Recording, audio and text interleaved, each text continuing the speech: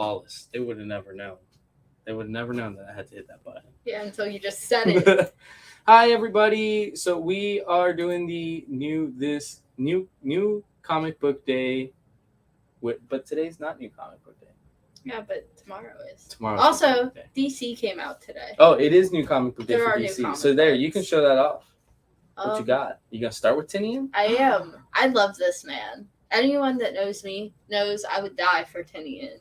He's the bestest. Sandman Universe Nightmare Country #3 comes out this week. Make sure you put it on sub if you're enjoying it. Because number 4 will be less. We'll have less. Yes. Putting books on sub is important. It helps us vote for you. It's an important thing. But this book is really good. We do still have issues 1 and 2 in store if you haven't got on yet, but you're getting FOMO because these covers are really good. Tinian is a great horror writer, so this book is like kind of exactly in his niche. Even though Sandman isn't directly horror, it's kind of like horror if you squint. But It's I feel horror. like that's Tinian's strong suit. It depends what you classify as horror. Superman Son. Oh, I grabbed this variant twice. I did notice that.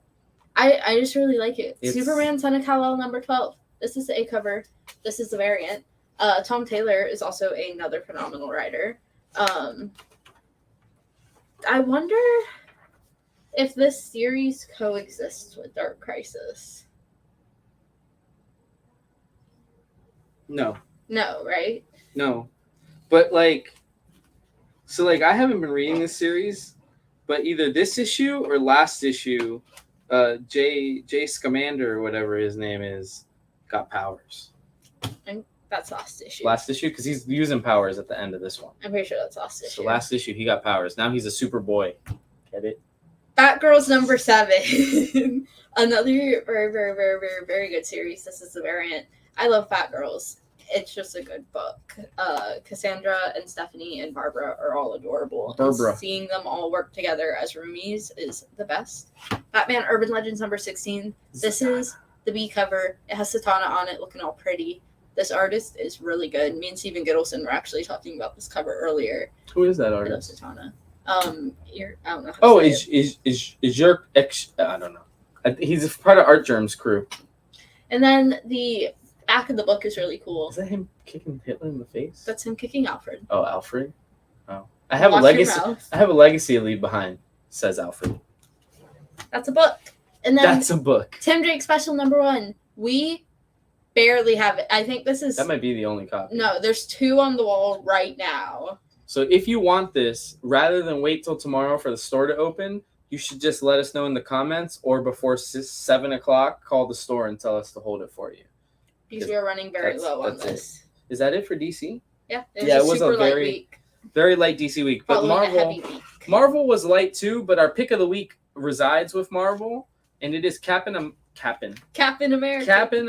Damn, Nick, I told him not to give me all these covers, garbage covers. So Captain America: Sentinel of Liberty. There's the A cover done by Carney. It'd be really cool if Marvel printed that. on Yeah. their Well, I'm book, trying to just read their signature, which isn't the best. Then there's also a Stormbreakers cover done by Joshua Cassara, which I love because it's looks like film from the old World War II days. Like it looks like it's on a film. I used Propaganda film. I used this cover on my pick of the week. Oh, look at that. We have a pick of the week graphic. And then, of course, the man, the myth, the legend, Scotty Young did a cover. It's really cool. So this is the Steve Rogers specific Captain America. Moon Knight, Black, White, and Blood. I almost said Black, White, and Red. Same difference. Is finally out. #2. I think we're sold out of #1s, but I think a second print is on the way. But we have #2. Don't miss your chance to get this because this will sell out too. That's the A cover. And then the huge red splash cover is the B cover. That is Moon Knight, Black, White, and Blood. Dude. #2. Yeah, Demon that looks Wars. cool. Demon Wars, because we needed more demon stuff. And when I say demon stuff, I mean Peach Maloka's universe. This is Spider-Gwen verse #3. Awesome cover by David Nakayama, aka DNA. Super cool cover. And then I love the Greg Land cover, homaging the old Gwen cover, but this is with her as X-23 Wolverine. She looks super dope with all of the I love her little ponytail. yeah, she looks cool. That's a really good cover. Spider-Man 2099 Exodus. Last issue featured a new Winter Soldier. This issue is going to feature a new Loki. Loki 2099. So in 83 years, this is going to be a key. That's supposed to be him. Yeah. That's hot. Right? In 80, or am I 87 year? No. 78 years. The year 2099. This is going to be a key because people are like, yo, do you know about Loki's first appearance 2099? It's like, yeah, it happened in 2002. Sometimes investments take a long time. This is the book you hand over to your grandkids. Yeah, you tell your grandkid that one day it's going to pay for them to go to school. This is going to pay for your great-grandkids' school because the grandkids will be the one. Yeah, it's a few generational investment. Oh, Texas is calling me. Should I answer? The whole grand state of Texas is calling me. Crazy. What if Miles Morales #4? This is what if Miles Morales became Thor. What if Miles Morales was in Texas? I have opinions about this, but I'll say them off air. So this is what if Miles Morales was Thor. He's wearing his Jordans, and his hammer looks different, and he's got a lot of tattoos, and he has a hoodie, and there's a lot of things on that cover. So that is what if Miles Morales was Thor. We barely have any copies of that. We had explained to everybody when issue 3 came out and we sold out. This is a very important sub book in terms of we're not gonna have a lot. But look, I have one of each. A lot of tattoos. No. I said he has tattoos. You said he has a lot. No. I didn't say that. I don't think I said that. We can run the tape back. I don't think I said a lot, but he has them. And I said he had a hoodie. He does have a hoodie. But he's got a sleeveless hoodie, like the real cool kids wear. Oh yeah. I'm not cool enough to wear a sleeveless hoodie. I have to have sleeves. Yeah, me neither. So X-Men Red #3. I love this cover because it's got Magneto getting I don't even know, man. I didn't watch Doctor Strange, but I'm assuming that's something. Is this when Fantastic Four Man gets turned to spaghetti? Is that what it felt like? Is that what it looked like? But X-Men Red #3. Al Ewing, who used to do Immortal Hulk, still writing that. This is a beautiful variant covered by Terrain Clark, TC as they call him. He's been doing the Black Panther covers. This is a really cool X-Men Red cover. It's about, I think he's a bad guy because he's literally pulling the brains out of Magneto. But he's cute. I want to get that is a little weird. It's like King Shark. You know how King Shark is just cute? Sure. Not really, but sure. You know how when you look at Kayla, you're like, dang, Kayla's cute. Yeah, but that's because she's a dog. I get the same feeling when I look at Kayla that I get. All right. So Radiant Black, this book is on issue 15, but I love these fighting game variants. All the little Radiants are on there, and it's a versus screen. Super love it. Bill, are you guys fans of Bill and Ted? Because Bill and Ted are rolling the dice. It's a D&D themed Bill and Ted book, high fantasy. Bill and Ted. Look at that. Bill and Ted, they're bards because they have lutes. Is that what it's called? A lute? Brent, is that what it's called? It's like a banjo, but for D&D? Lute. It's a lute. So he's playing a lute. You played Skyrim. Keanu Reeves. Yeah, but I mainly play my lute in Sea of Thieves, and I'm just not sure if it's the same thing. Okay, so even more reason you should know it. And then there's also a photo cover for this, and if you look at it, look at how young Keanu Reeves was, man. That was John Wick. That was Neo. Look at that. Isn't that crazy? I think he has one in a single sub. Might even be both covers. This is going in your box if it's not already ready. Yeah. If not, we will make sure it goes in there. Grimm #2 is finally out. People are going crazy over the reprints of this book, and we don't have them. But you know what we do have, Brenna? The first print. The first prints. If anything's going to be worth money, it's going to be the first print, right? Because it's the first print. The answer is yes. The answer is yes. So Grimm #2 is finally out, and this is the Jenny Frieson cover. I believe the Grim Reaper changes. I think every cover is supposed to be the Grim Reaper, looks right? Like Cinna from Hunger Games. Brenna, I only watch good stuff. Okay? So I didn't watch the bad stuff. I don't watch things that are rip-offs of Japanese movies from the 80s. So I'm sorry.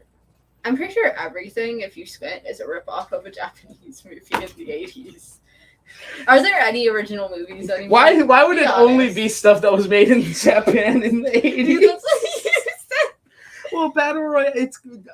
Dude, Hunger Games is just Battle Royale. How many animes have stemmed out of both the Sailor Moon genre and the Neon Genesis Evangelion genre? I want to talk about all these people not wearing a shirt at the same time.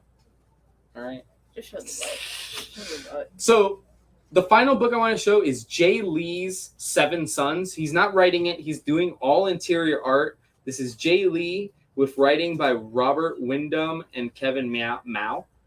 This is called Seven Sons. It actually gives me vibes. What was the name of that game that was done by the guy from Metal Gear Solid and Norman Reedus was in it? Death Stranding? Reminds me of Death Stranding because it seems like this baby is very important to the plot. Like they all got it. Like they got to make sure the baby survives. Was that the Death Stranding? Wasn't that like a space game? Like I just remember in the trailer he's got this baby and he's really invested in it. Do you know what else has a baby? Fallout 4. Fallout 4. But there's younger people too. Reminds me of Attack of the Clones, to be fair. But it's like a little bit of horror, a little bit of sci-fi, a little bit of alt history because it doesn't seem like it takes place in a timeline that we know. So I'm looking forward to that. Jay Lee is awesome. We love him here. So we went high-ish on that. Other than that, let's see. Captain America's pick of the week. So make sure you come in. You pick your Captain America up on Wednesday. You get an extra stamp. Extra stampola. Very limited on the Tim Drake specials. And other than that, is there anything else people need to know about?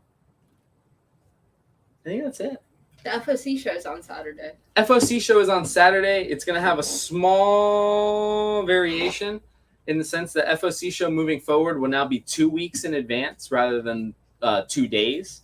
But this week, to make sure that we make up for that, you will see 2 weeks worth of FOC for Marvel and only one for DC because DC is skipping this week on FOC. So we figured this is better time than never. They take holidays off. I don't know what holiday. Father's Day? Are they really taking Father's Day off? That's the only holiday I can think of. I mean, why would they not FOC stuff? Yeah, they must have taken Father's Day off. Yeah. But other than that, join us Friday for John's Dungeon Corner.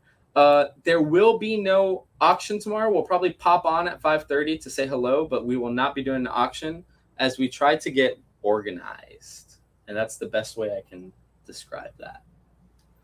So, bye, everybody. Thank you so much for watching Rich and Sage. Tons of Scout Comics and Boom Studios. Literally Grimm is Boom. Sage, come on in the store, man. We'll hook you up. We'll find you all the Grimm #1 or all the Boom #1s and all the Scout #1s. But there are a lot of them. So come by the store, guys. We will see you tomorrow.